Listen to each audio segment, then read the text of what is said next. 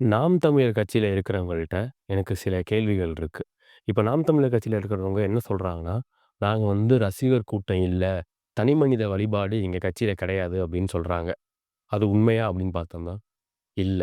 ஏன்னா, கம்யூனிசம்ங்கிறது ஒரு கொள்கை. தமிழ் தேசியம்ங்கிறது ஒரு கொள்கை. சீமானிசம்ங்கிறது ஒரு கொள்கையா? சீமானிசம் அப்படின்னு பேசுறது தனிமனித வழிபாடு கிடையாதா? முன்னாடிலாம் நாம் தமிழர் கட்சி மேடையில சீமான் அவர்கள பேச கூப்பிடும்போது எப்படி கூப்பிடுவாங்கன்னா, "தமிழ் தேசிய இனத்தின் ஒற்றை நம்பிக்கை செந்தமிழன் சீமான் அவர்கள் உங்களோடு" அப்படின்னு சொல்லுவாங்க. இப்ப சீமான் அவர்கள் தான் தமிழ் இனத்தோட ஒற்றை நம்பிக்கையா? சீமான் அப்படிங்கிற இயக்குனர் தமிழ் தேசிய அரசியல கையில எடுக்கலாட்டி, இந்நேரம் தமிழ் இனம் அழிஞ்சு போயிருக்குமா? இல்ல தமிழ் தேசிய அரசியல் வளராம இருந்திருக்குமா? இன்னைக்கும் கூட நாம் தமிழர் கட்சியில இருக்கிறவங்கலாம் சொல்றாங்க, "சீமான் அவர்கள் தான் தமிழ் தேசிய அரசியல வளர்த்து எடுத்தாரு." இன்னைக்கு பிரபாகரன் அவர்கள நெறைய பேருக்கு தெரியுதுன்னா, அதுக்கு காரணமே சீமான் தான் அப்படின்னு பேசுறதெல்லாம் தனிமனித வழிபாடு இல்லையா? அப்படி பேசுறது எப்படிம்மா ஃபர்ஸ்ட்டு இருக்கு? பெரியார் அவர்கள், தந்தை பெரியார் இல்லாட்டி தமிழர்கள் மாடு மேய்ச்சுக்கிட்டு இருந்திருப்பாங்க, கோமணம் கட்டிக்கிட்டு இருந்திருப்பாங்க, படிச்சிருக்கவே மாட்டாங்க அப்படின்னு சொல்றதும், சீமான் அவர்கள் இல்லாட்டி தமிழ் தேசிய அரசியல் வளர்ந்திருக்காது. பிரபாகரனே யாருக்கும் தெரிஞ்சிருக்காது அப்படின்னு சொல்றதும் ஒண்ணுதான். அதே மாரி சீமான் அவர்களோட பிறந்தநாள் அன்னைக்கு 3000 பேர் அவர் வீட்டுக்கு போயி, அவருக்கு வாழ்த்து தெரிவிச்சுட்டு, கறி விருந்து சாப்பிட்டுட்டு வர்றது தான் தமிழ் தேசியமா?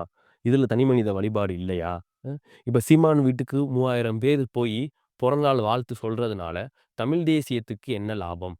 சீமான் அவர்களுக்கு லாபம். ஓட்டு அரசியல்ல நிக்கிற சீமான் அவர்களுக்கு லாபம்.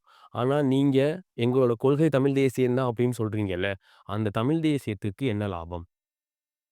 அதே மாரி ஏதோ ஒரு பிரச்சார கூட்டம் இல்ல.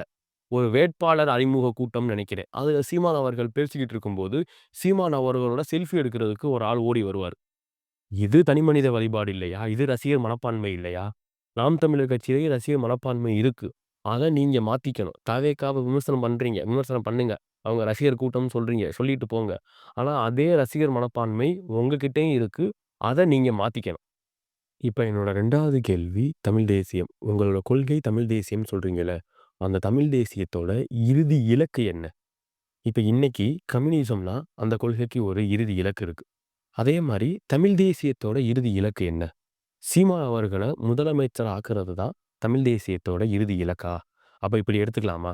சீமான் அவர்கள் முதலமைச்சர் ஆயிட்டா, தமிழ் தேசியம் வென்று விட்டது அப்படின்னு எடுத்துக்கலாமா? சீமான் அவர்கள் முதலமைச்சர் ஆயிட்டா, தமிழர்களுக்கான அனைத்து உரிமையும் கிடைச்சிரும் அப்படின்னு எடுத்துக்கலாமா? இப்ப இந்த கருத்த தமிழ் தேசிய பேரியக்கத்தின் தலைவர் ஐயா மணியரசன் அவர்கள் ஏத்துக்குவாரா? மறுபடியும் கேட்கிறேன். தமிழ் தேசியத்தோட இறுதி இலக்கு என்ன?